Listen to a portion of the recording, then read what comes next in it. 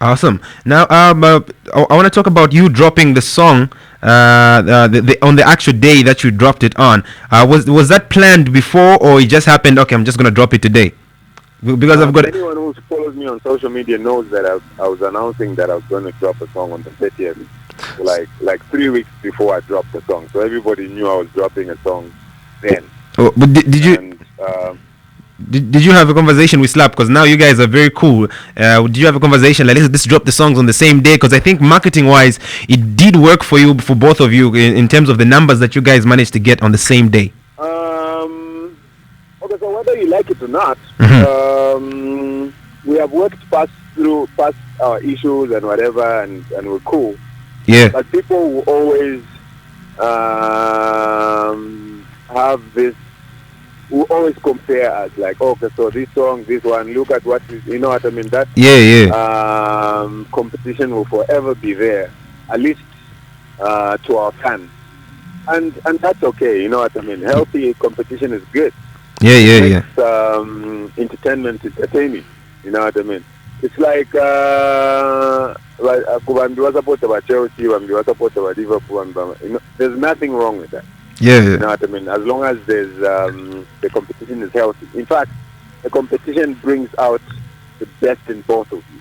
You know, that sort of thing. I've said this a number of times. The whole back and forth between me and Slap kind of pushed us to do bigger and better things. Yeah. Yeah, and I think Zambian music fans had a ball because they received like 2 big projects on the same day, which was good. Great.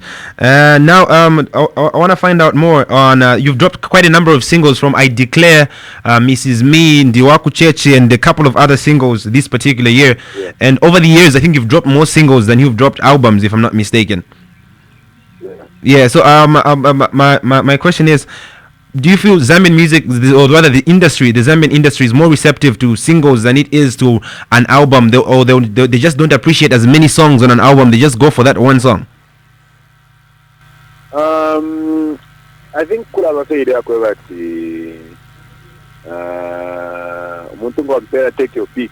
Anapata ma optional 10. They might even love everything, but if they have a lot of things to give attention, then that attention is really divided. Yeah. So every time you drop a single, the single gets enough individual attention, and the song will likely be bigger than if you dropped 15 songs at the same time, where the attention is divided. Okay.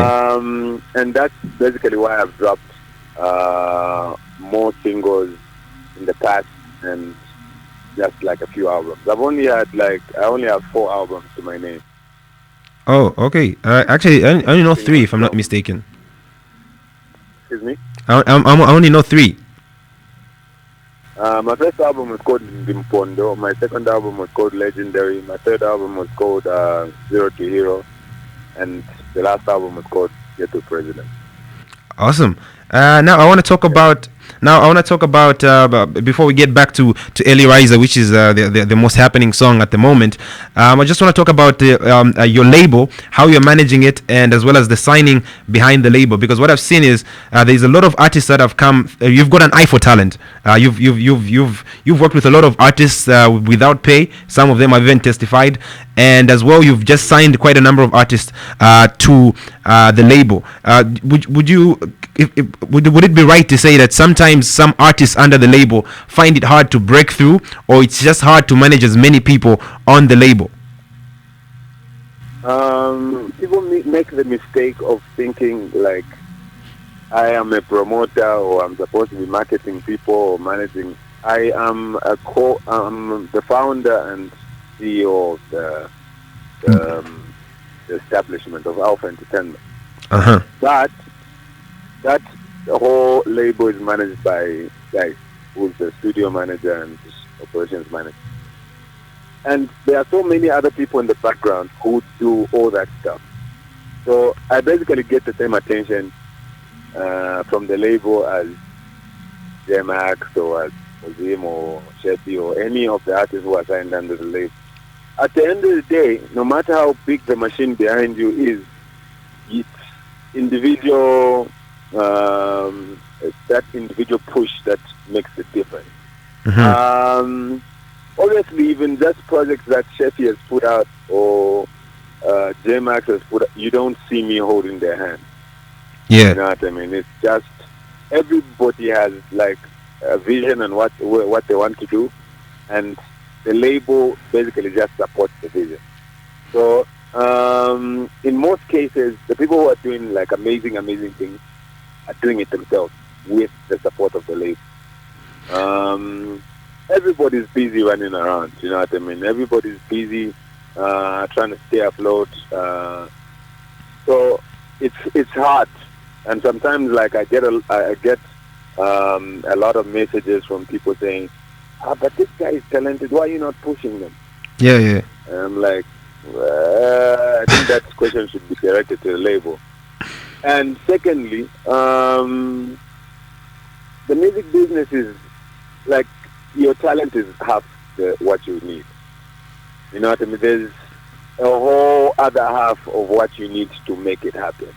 You know what I mean? Your work ethics need to be on a different level.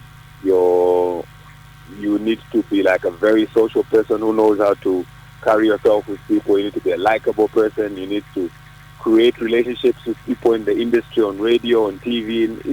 It's a whole lot of stuff that is just away from the music itself. There are a lot of artists who are really gifted, but they are lacking in that other area, so they end up not really blowing up or being as big as they would have been if they mastered the other side. Okay.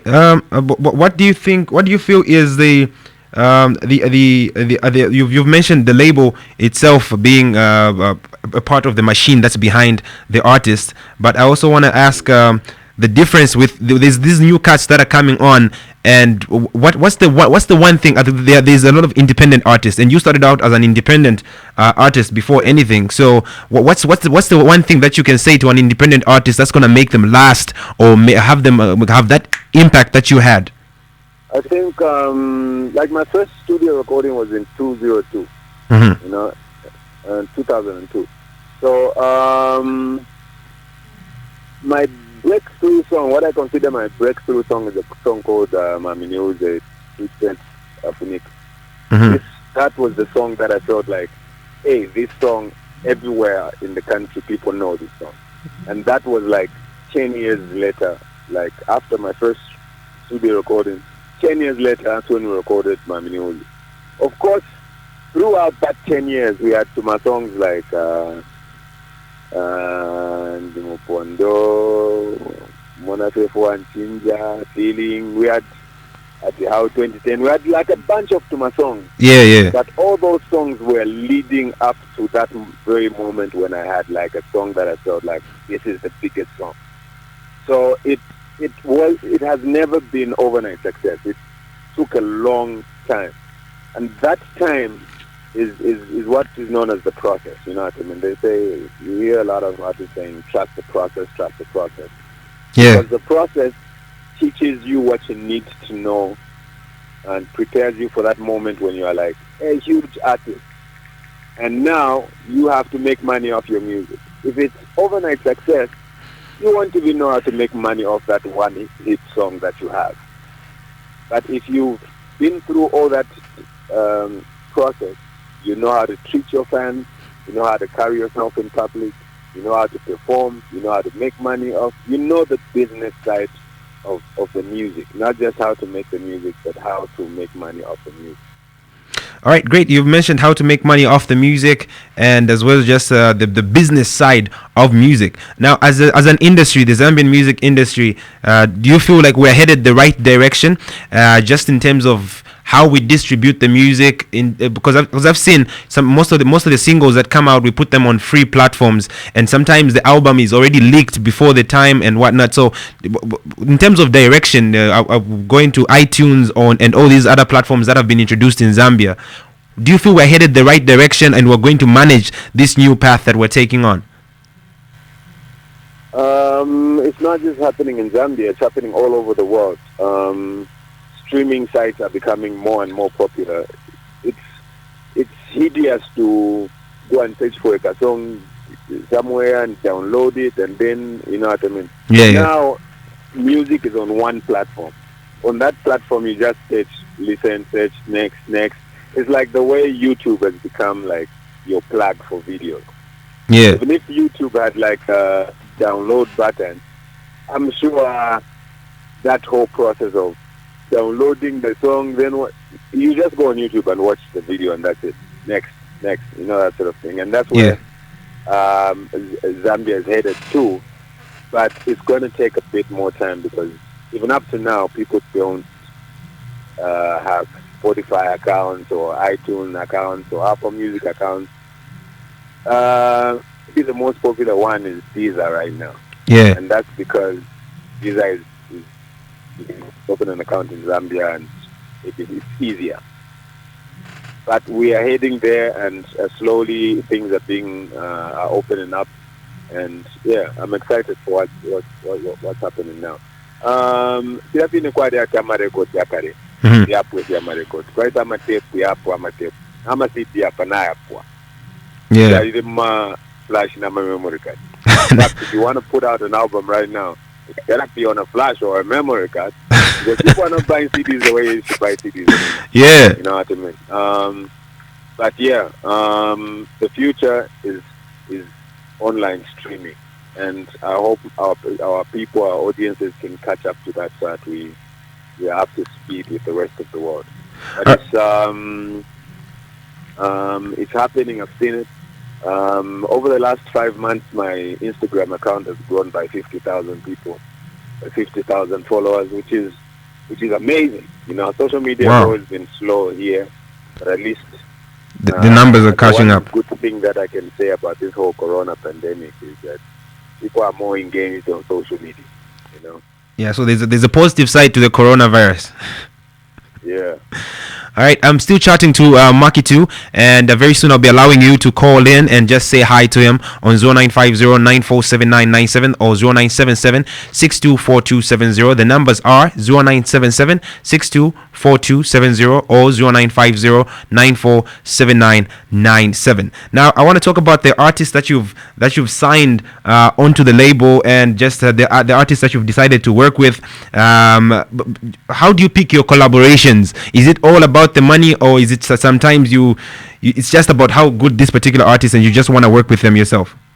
So it's really the song. It's really the song. The song tells you what type of artist needs to be on it. Yeah. You know, and even more than that, the chemistry needs to be right. You know, I always tell people, if you make a song with an artist and then the other artist feels like they are helping you, those collaborations are just that's why I don't even be out there pushing big collabos like that, because I just feel like the energy and the respect and the chemistry needs to be right, you know, for us to make a great song. There are a couple of people I haven't worked with in the industry, and it's because like I don't have that type of relationship with them. Like we can actually vibe or make music that will be impactful. But really, that's what it is for me. The music needs to be impactful, not just about making a big song. It needs to make a song. We need to make a song that will actually make people feel something, and that only happens if you can feel something while making the music. You know what I mean? Great. Now I want you to give me a hint on how you write music. There's this thing that I've noticed about you. There's the emotion that's behind how you deliver the songs. Some of the songs you even feel like Macky is broke at this particular time. You know what I mean? So how do you write those songs just to channel that energy? So the different songs, and those different songs have like different writing techniques. For example, if the song is really about what I'm saying, then I need to write the whole song before I even go to the studio to make the beat. Mm-hmm. You know what I mean? Because the message and the wording in the song is more important than anything else. But then there are songs where, like, the feel of the song and the vibe of the song needs. Live 97.3. We take a short break. Live 97.3, and still chatting to MK Macky 2. and he is right here. And you were saying about the way you write the songs and how you channel the energy. I was saying there are two main techniques that I use, and it depends on the type of song. There are songs that you write the whole song, then make the beat at the end, and there are songs where you have to make the beat and then write over the beat. So sometimes if the song is really about the vibe and you just want like to make a feel good song, then you need to start with it. You need to make the right beat. Yeah. And sometimes the message and the wording in the song carries the whole thing. So you need to start with writing the lyrics to the song. How do I do around that is not what you say, but it's how you say it. Yeah. Songs are like that. And sometimes it's not how you say it, but it's what you say. All right. So, those two different types of songs. Awesome. Are we expecting an album from you? Of course, right now Kisbisa Baba is set to drop an album, but are we going to expect an album from you very soon? We're definitely working on a project right now. And before this whole corona thing happened, it was supposed to drop like in October. But of course, it just slowed down a lot of things. So hopefully by the end of the year. Awesome, great. Now I've got just one question two questions actually that I need you to answer, and then we can pick up some calls and we can be done here. So the number one thing I want to ask you is, Sheffy just recently got married, and I don't know if you were the best man, but you were also on the lineup. Yeah. Now, what I want to ask is, you've been married a long time. What was your advice to your brother stepping into matrimony? My advice was he needs to build a proper relationship with his wife, like a proper relationship, just the two of them, because no matter how good your Chivukombe or your Navukombe or your Wanachimbusa or whatever is, at the end of the day, it's the two of you. You can spend hours in those classes, but at the end of the day, the two of you, you need to build a relationship where you understand each other and you know, like, hey, this thing will never be perfect, but as long as we are willing to work on each other and to be considerate enough to think of the other person before we act, it'll be okay. Awesome. Now here is two things I need you to let us know. Is there a song that you regret, or is there an artist that you regret, or I mean, is there a song that you regret making, or and is there an artist that you regret not signing?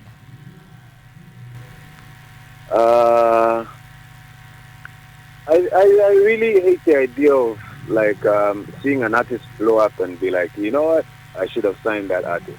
Yeah. Because for me, if an artist blows up, whether I signed them or I didn't, I should just be happy they blew up.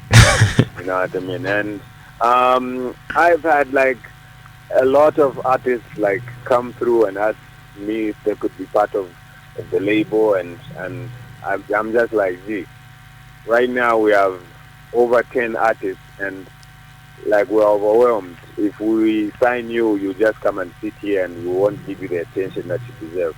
You're better off on your own or somewhere else, and us, we're just helping you, you know, that sort of thing. Yeah. And they've ended up being big, and like I know, like whether they are big or whatever, I think I made the right decision, because maybe this wouldn't have happened under my watch.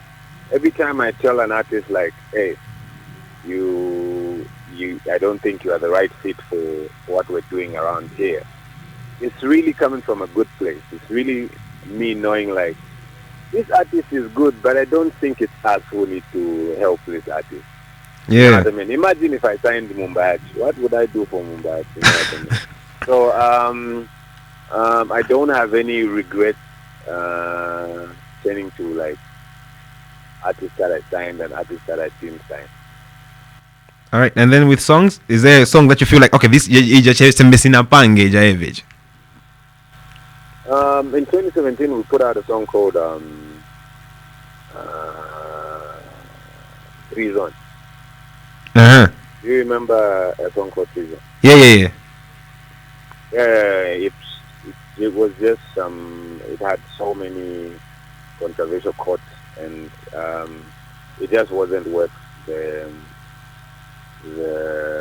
hype. So I don't do publicity stunts, and I don't go into a studio trying to make a song that will be so controversial everybody will be talking about me or the song. I don't do that. I go to a studio and make the best possible songs that I can make. And that particular song, I did that particular song because everybody was talking about treason, so I made a song about it, and the backlash is hectic. I don't regret making the song though, because like it taught me so many things. You know what I mean? The whole experience just made me look at things from a different perspective. Oh yeah. So it was a bad move, but the whole experience just made me wiser. All right. Just your last words to your fans during this particular coronavirus, and as well as just what you expect from the fans with the song Early Riser. Just whatever you want to say, man. So yeah, the song is called Early Riser. Wauleti Asadie.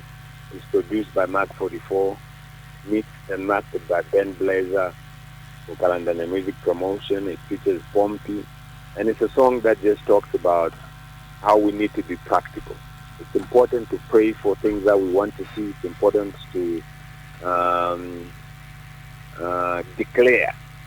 Yeah. But what is even more important is to making sure that we have done our part. You know what I mean? Make sure, even when you go and pray for a job, you make sure you've done some interview somewhere or apply, and you position yourself in a way that it's easy for you to receive. You know what I mean? So shout out to everybody that's supporting the movement, the song already. If you haven't seen the song, it's on my YouTube channel. That's Macky Music. Awesome stuff. I wish we could continue chatting, but time is just not with us. But I do hope to have you